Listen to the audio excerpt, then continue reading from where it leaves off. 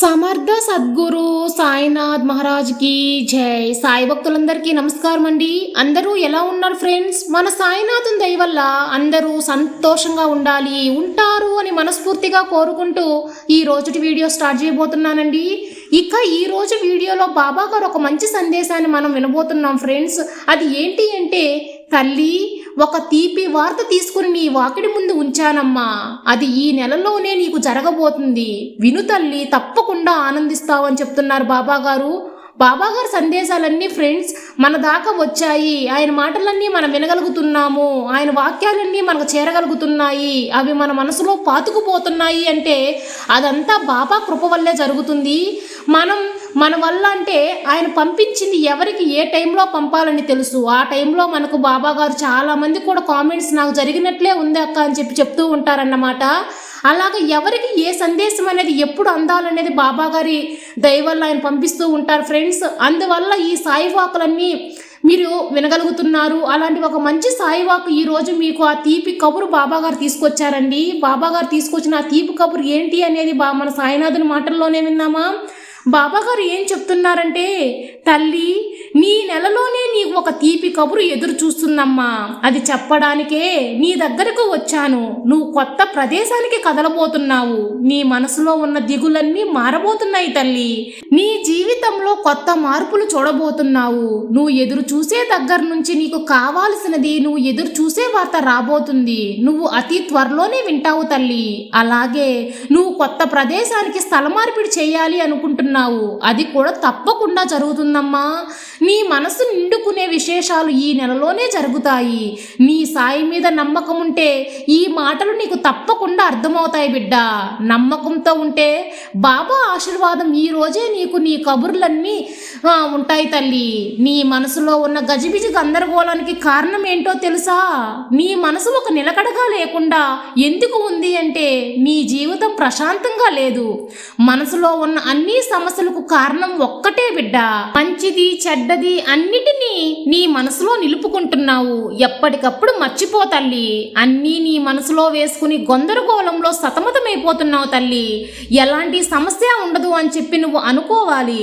ఏది కూడా వస్తే చూసుకుందాం, దాన్ని పరిష్కరించుకుందాం అనే ఒక పట్టుదలతో ఉండాలి తప్పితే నీ మనసులో వేసుకుని తకమిద పడిపోయి నువ్వు నీ మనసుని, నీ ఆరోగ్యాన్ని పాడు చేసుకోవద్దమ్మా. నువ్వు చేసే పోరాటం ఏంటో తెలుసా తల్లి? వ్యతిరేక ఆలోచనలు ఎక్కువగా నీ మనసులో లోతుగా పాతుకుపోయి ఉన్నాయి తల్లి. ఆలోచనలను మార్చుకోవాలమ్మా. అనుకూల ఆలోచనలు చెయ్యి. అదే నీకు, నీ మనసుకి, నీ జీవితానికి మంచిది. తెలుసుకో తల్లి. మనుషులు చేసే తప్పు ఇదేనమ్మా. మనం కొన్ని పరిస్థితులు, విషయాలను సందర్శించాల్సి వస్తుంది. కానీ వాటికి భయపడి నీ జీవితాన్ని అడ్డు పెట్టకూడదు. వాటికి ఎప్పుడూ భయపడకూడదు. దేనిని కూడా ఆపవద్దు తల్లి. ఆపావు అంటే, వాటికి భయపడి నువ్వు చేసే పనిని ఆపావు అంటే నువ్వు ముందుకెళ్ళేది ఎలా చెప్పు? నీ మనసుకి బాధ కలిగినా, నొప్పి కలిగినా బాబా అని నా నామస్మరణ చేస్తావు కదా తల్లి. అలాగే క్లిష్ట పరిస్థితుల్లో కూడా నా నామస్మరణ చెయ్యమ్మా. కష్టాన్ని భరించలేక ఎంతసేపు పరిగెడతావు చెప్పు? వాటికి ఎదురుపడి చెయ్యాలి తల్లి. దిగులుని గొంతులోనే దిగమింగుకొని అల్లాడిపోతున్నావు కదా. మొదట్లోనే ఈ పరిస్థితులకు తాళం వేసేయమ్మా. నా నామస్మరణ చేసేటప్పుడు దేనినైనా పరిష్కరించుకునే బలం, ధైర్యం నీకు తప్పకుండా వస్తాయి. దేనినైనా పట్టుదలతో పోరాడు తల్లి. విజయం తప్పక వస్తుంది. అలాగే నీ బాబా నీకు పక్కనే ఉంటాను. విజయం చూస్తావు తల్లి. విజయానికి కారణం నీకు నేను తోడుగా ఉంటానని గుర్తించుకో. నువ్వు భయపడేలా నీకు చెడు కాలం అనేది ఏమీ లేదు తల్లి. అలాగే నీకు చెడ్డ పేరు అస్సలు రాదు. పరిస్థితులు ఒక్కొక్కప్పుడు ఒక్కొక్కలా ఉంటాయి తల్లి. పరిస్థితులు మారిపోతూ ఉంటాయి. పరిస్థితులు మనకు ఒక్కొక్కప్పుడు మాయని కమ్మేస్తూ ఉంటాయి. ఆ మాయ నిన్ను చుట్టుముట్టి నీ మనసులో రణంగా అవుతుంది. త్వరలో అది సరిపోతుంది తల్లి.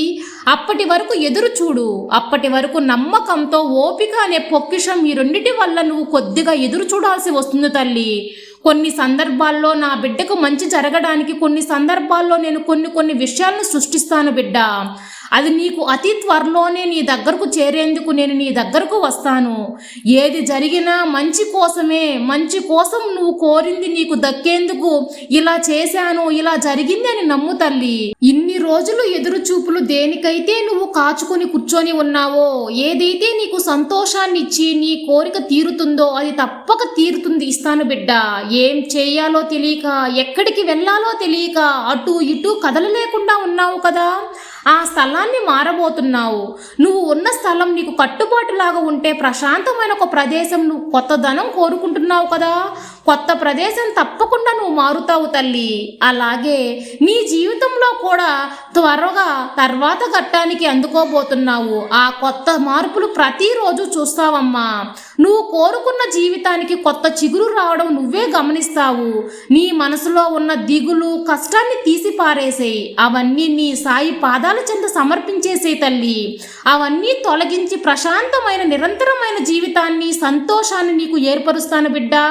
సర్వ నిశ్చయంగా ఈ రోజు నుంచి ఈ నెలలోనే కొత్త మంచి మార్పులు, సంతోషకరమైన వార్తలు నీకు చేరబోతున్నాయని, నీ జీవితంలో కొత్త కొత్త నిదర్శనాలు జరుగుతున్నాయి అని నువ్వే గమనిస్తావు బిడ్డ. పట్టలేని సంతోషం నీ మనసులో ఆనందం కలిగిస్తాను బిడ్డ.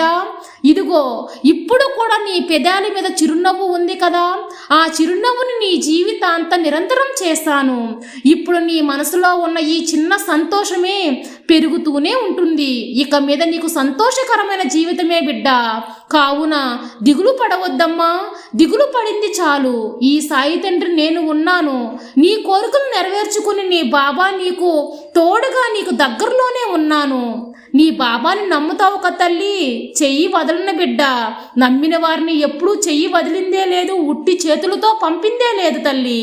నీ సాయి తండ్రి ఎల్లవేళలా నీకు తోడుండగా నీకు భయమెందుకు బిడ్డ. సర్వే జన సుఖినో భవంతు. జై సాయిరాం.